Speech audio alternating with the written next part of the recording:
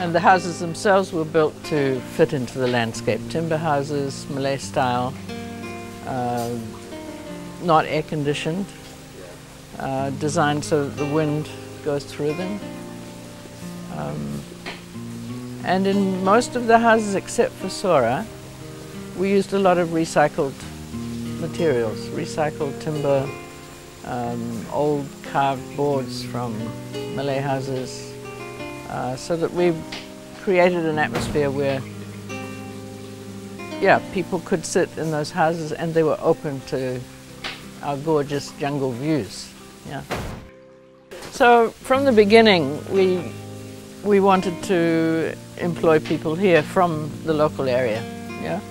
So the closest villages to the Dusun are two Orang Asli villages, and then just 3 kilometers down the road is the little town of Pantai. So all of our staff come either from the Orang Asli villages or from Pantai. We didn't want to bring in foreign workers. And there are some disadvantages to that because there's not much English. And when we have foreign visitors, you know, they struggle to cope with the communication.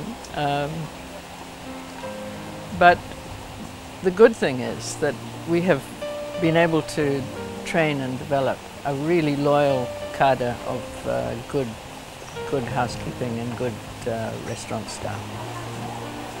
And I'm very happy with the way they work and their commitment. The Dusun 的第一间屋子就是用茅草建造的 Dusun House， 重建后的名字就改为现在的 Tembusu House。这间无论是睡房或厨房都是开放式的设计，不但可以把周遭的风景一览无遗，还欢迎住客带狗狗一起来入住呢。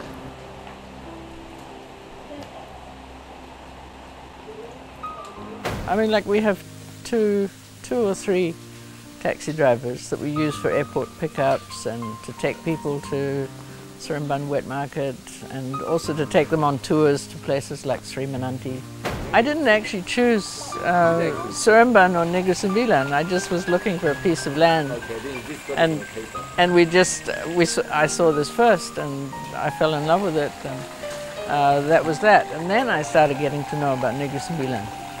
And one of the great things we've discovered since we opened the Dusun as a resort is that the Negeri Sembilan food is actually, the style of cooking is actually quite unique and delicious.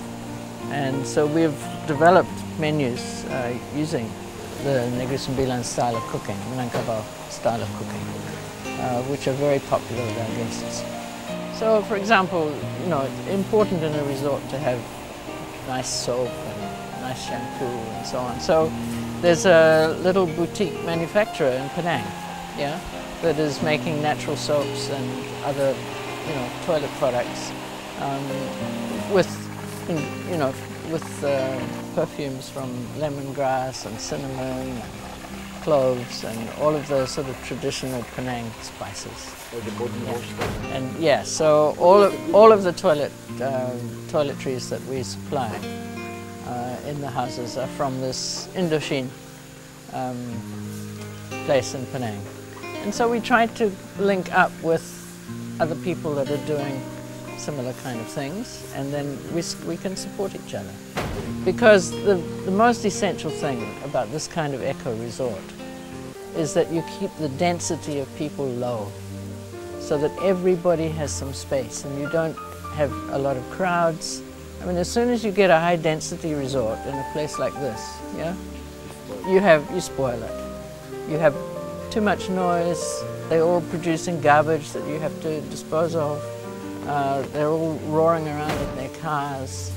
So you've got to keep the number of people appropriate to the space that you have and not overcrowd your facility.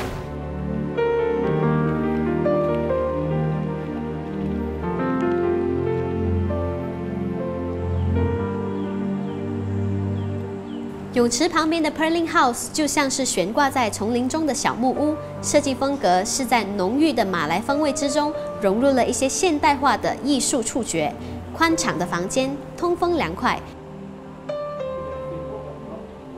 工作人员每天会就地取材，摆放不同的植物，为房间增添一点绿意。开放的厨房与露台，让人有一种与大自然结合在一起的感觉。夜幕低垂时，在凉风的吹送之下，更是享受烧烤乐趣的最佳时刻。最贴心的是，度假屋具备一切烧烤的用具，不必访客费心。